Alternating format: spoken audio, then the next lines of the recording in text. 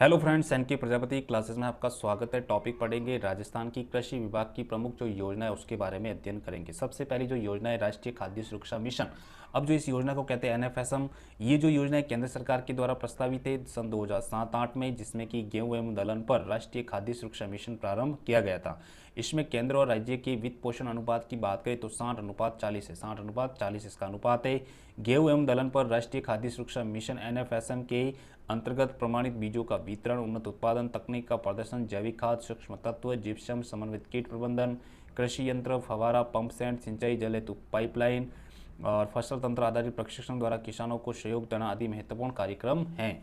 उसके बाद में राज्य में गेहूं के लिए 14 जिलों यथा बांसवाड़ा, भीलवाड़ा, बीकानेर, जयपुर, झुंझुनू, जोधपुर, करौली, नागौर, पाली, प्रतापगढ़, सवाई माधोपुर, सीकर, टोंक एवं उदयपुर में राष्ट्रीय खाद्य सुरक्षा मिशन को लागू किया गया। राज्य में मोटा अनाज जो है मक्के के लिए 5 जिलों जैसे कि बांसवाड़ा, भीलवाड़ा, चित्तौड़, डूंगरपुर और उदयपुर में एनएफएसएम क्रियान्वित किया जा रहा है। मोटा अनाज के लिए 7 जिले अजमेर, भीलवाड़ा, हनुमानगढ़, जयपुर, नागौर, श्रीगंगानगर तथा सीकर में एनएफएसएम कार्य क्रियान्वित किया जा रहा है। दूसरी जो योजना की बात करें तो जो दूसरी जो योजना है राष्ट्रीय खाद्य सुरक्षा मिशन न्यूट्रीसीरियल योजना। न्यूट्रीसीरियल योजना ये केंद्रीय प्रवर्तित योजना के रूप में वर्ष 2018-19 में प्रारंभ की गई।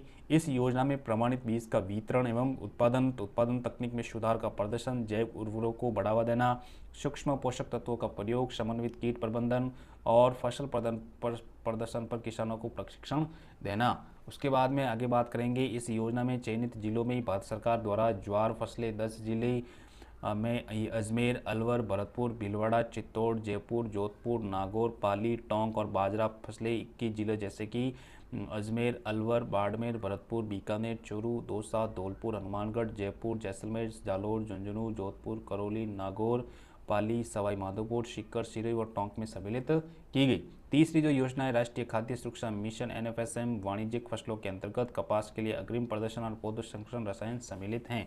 एनएफएसएम तिलहन एवं ऑयल फॉर्म मिशन की बात करें, इस मिशन की मुख्य गतिविधियां आधारभूत एवं प्रमाणित बीज का उत्पादन करना, प्रमाणित बीज का वितरण करना, फसल प्रदर्शन, समन्वित जीवनाशी प्रबंधन, पौध संरक्षण रसायन, पौध संरक्षण उपकरण, जैव उर्वरक, जिप्सम, जल वन के लिए पाइपलाइन, कृषक प्रशिक्षण, कृषि उपकरण, तारबंदी, बीज मिनी किट वितरण तथा बीज आधारभूत विकास आदि।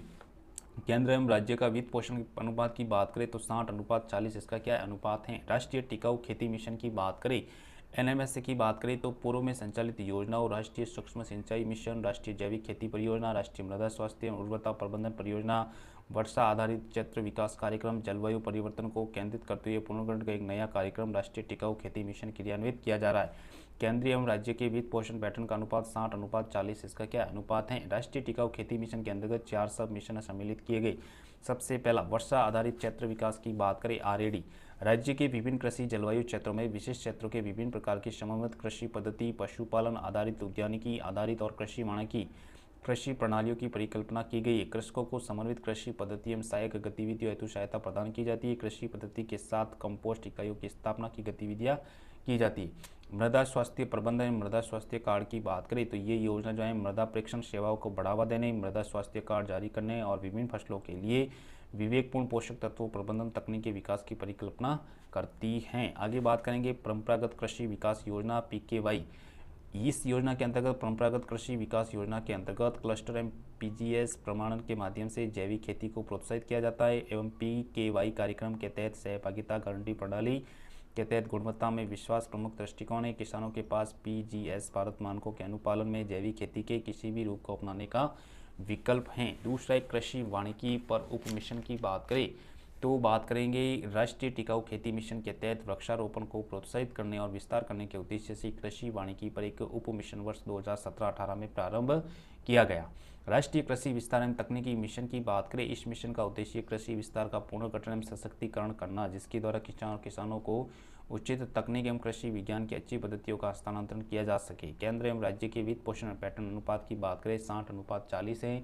राष्ट्रीय कृषि विस्तार एवं तकनीकी मिशन के अंतर्गत 4 उप मिशन सम्मिलित किए गए। कृषि विस्तार एवं उप मिशन एसएमएई, बीज एवं रोपण सामग्री पर उप मिशन, उसके बाद में कृषि यंत्रीकरण पर उप मिशन और कृषि में राष्ट्रीय ई गवर्नेंस प्रणाल।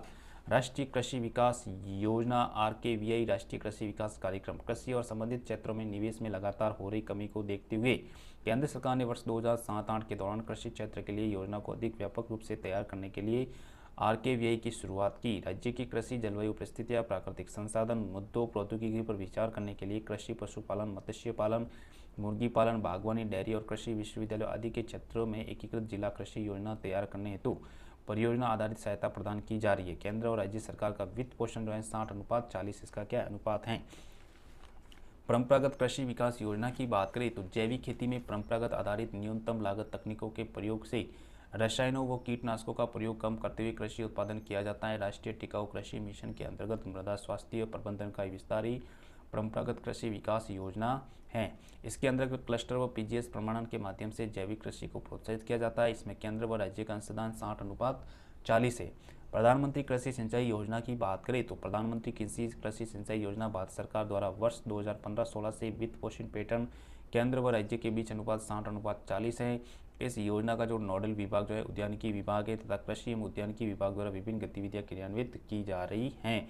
प्रधानमंत्री फसल बीमा योजना की बात करें तो जो ये योजना है खरीफ वर्ष 2016 से प्रारंभ की गई। इस योजना में खाद्यान्न फसल जैसे कि अनाज, मोटा अनाज, दालें, तिलहन, वार्षिक वाणिज्यिक, वार्षिक बागवानी फसलों को शामिल किया गया। प्रीमियम राशि के अंतर्गत कृषक से खरीफ फसल में 2%, रबी में 1.5%, वार्षिक वाणिज्यिक, वार्षिक बागवानी फसलों के लिए 5% लेकर फसल का बीमा किया जा रहा है। ठीक है, प्रीमियम का शेष भाग केंद्र और राज्य सरकार द्वारा समान रूप से 50-50% के रूप में बीमा कंपनी को भुगतान किया जाता है।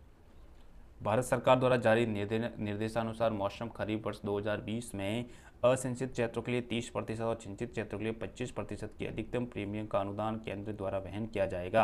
राज्य में प्रीमियम सब्सिडी का भुगतान और फसल कटाई प्रयोग के संचालन हेतु राज्य वित्त पोषित योजना क्रियान्वित की जा रही है। उसके बाद में ग्लोबल राजस्थान एग्री टेक मिट की बात करें GRAM, इसका प्रारंभ सीतापुर जयपुर में किया गया। इसके बाद राजस्थान सरकार द्वारा GRAM का आयोजन कोटा उदयपुर में किया जा चुका है। इसका उद्देश्य कृषि क्षेत्र में विकास दर को बढ़ाकर सतत विकास एवं आर्थिक विकास के माध्यम से किसानों की आय को वर्ष 2022 तक दुगुनी करना। ये कृषि और संबंध क्षेत्रों की नीतिगत पहल है। इसके द्वारा किसानों की खेती के नए तरीके तकनीकी की जानकारी दी जाती है। उसके बाद में जो आगे वाली जो योजना है सौर ऊर्जा आधारित पंप परियोजना प्रधानमंत्री कुसुम योजना कंपोनेंट बी की बात करें वर्ष 2019-20 में भारत सरकार के द्वारा नवीन एवं नवीकरणीय ऊर्जा मंत्रालय द्वारा PM कुसुम प्रधानमंत्री किसान ऊर्जा सुरक्षा एवं उत्थान महाअभियान कंपोनेंट बी स्टैंड अलोन सौर ऊर्जा पंप संयंत्र योजना क्रियान्वित की जा रही है, जिसमें 3 SP से 10 SP क्षमता तथा सौर ऊर्जा पंप संयंत्रों की स्थापना के प्रावधान के साथ अधिकतम 7.5 SP क्षमता तक के पंप अनुदान दे। ठीक है, वर्ष 2010-11 से वर्ष दिसंबर 2021 तक 64,010 सौर ऊर्जा पंप संयंत्र स्थापित करवाए जा चुके हैं। इस योजना में कुल 60% केंद्र का 30% राज्य का अनुदान है। प्रधानमंत्री कृषि सिंचाई योजना की बात करें, सूक्ष्म सिंचाई की बात करें, PMKSYMI राज्य में जल एक सीमित एवं बहुमूल्य संसाधन है। इस दृष्टि से फसल उत्पादकता बढ़ाने एवं पानी को बचाने के लिए लघु सिंचाई पद्धति में ड्रिप एवं फव्वारा सिंचाई पद्धति, प्रभावी जल प्रबंधन की व्यवस्थाएं। इसमें सभी श्रेणी के कृषकों के लिए केंद्र और राज्य सरकार द्वारा 60:40 इन पद्धतियों के समुचित उपयोग को बढ़ावा देने के लिए भारत सरकार के द्वारा वर्ष 2020-21 में विभिन्न श्रेणी के कृषकों को सूक्ष्म सिंचाई संयंत्रों पर अनुदान दिया जा रहा है। इसके साथ ही राज्य सरकार द्वारा भी सीमित अनुदान भी दिया जा रहा है। तो ये कुछ राजस्थान सरकार की कृषि विभाग की प्रमुख योजनाएं थी।